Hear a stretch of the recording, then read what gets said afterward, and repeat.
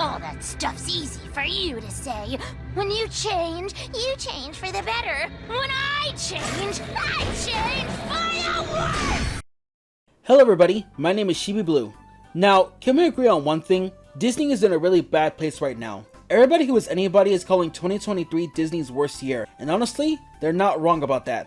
From lackluster films, to poor advertisement, to over-reliance on nostalgia. Bad songs are also a problem, but to a lesser degree. Remember the swamp? Remember my song in the swamp when I was like, wham, chicka, wham, wham, chicka, wham. I remember. Most of the time.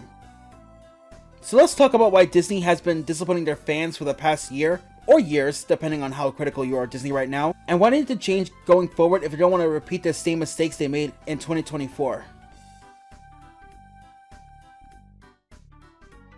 Now, just to clarify, I'm not saying all the movies that came out last year were downright terrible, well, except for this one. But I am saying that none of them go beyond the feeling of it was alright. Especially given the fact that most movies that were produced from other companies came up with much better movies like Nimona, Trolls Band Together, Leo, Across the Spider-Verse. Hell, I'll even make the argument that something like Ruby Gilman was better than most Disney movies this year. It has the same problem of bad advertisement that I'm about to address in this video. But hey, it's an original IP that showed up with some gorgeous animation, to the point where it's been nominated for an Annie Award, while Disney doesn't even have a single nominee this year.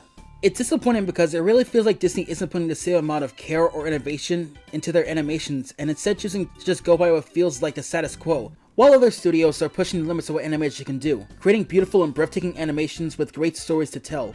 Even the most recent release, which was supposed to celebrate 100 years in the animation business, felt almost underwhelming with how stale the story is and how forgettable the characters feel. Which is ironic considering the short film they had released, Once Upon a Studio. It feels more like a celebration of Disney's animation than the feature-length film. The only thing is, unlike Wish, this short film wasn't advertised, so barely anyone knew about it. Which brings me to my next point.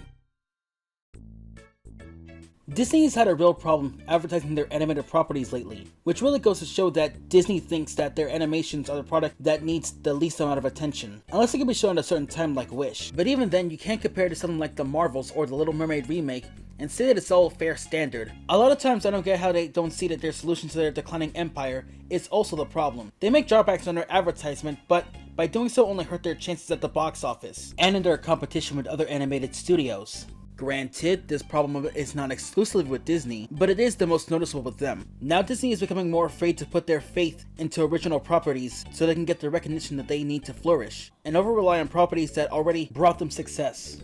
And I'm pretty sure you know where I'm going with this. Now, like a lot of the community, I'm not a big fan of the Disney live-action remakes. I know, shocker, but I won't lie and say that all of them are bad.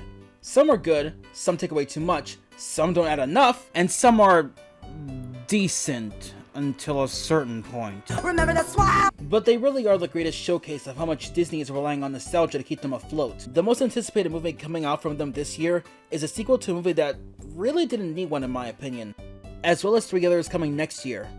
To be frank, I'm not entirely sure if we're getting an original property from them in 2024 at all. And now I'm not even going to get into the controversy behind the Snow White and Moana remake. Those situations speak for themselves. Yeah.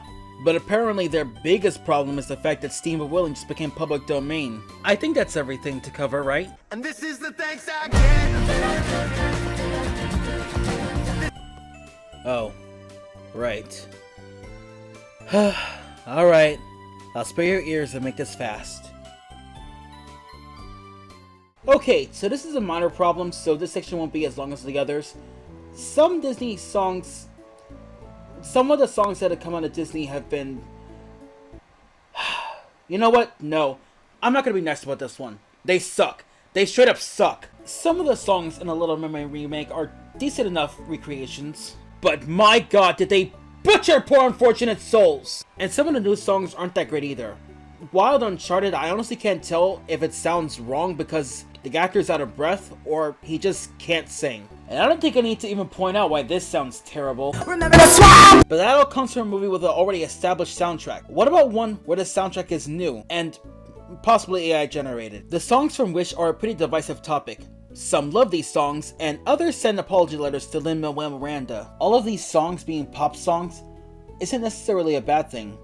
Honestly, I think on their own, they're pretty good songs. But put them together with the movie they're from, and they become a bit of a drag, because none of them feel like Disney songs. Welcome to Rosas is good, but it just feels like a lesser version of Welcome to the Family Magical. At All Costs feels more like a love song than a conflicting duet between our hero and villain.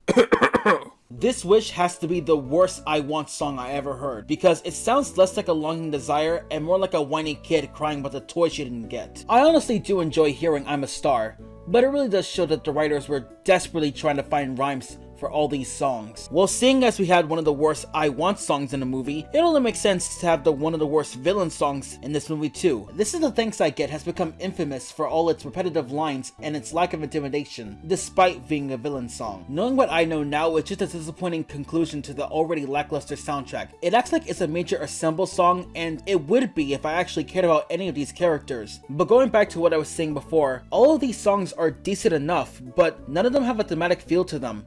It's painfully obvious their first intention was marketing this soundtrack before making sure it actually sounded, well, good.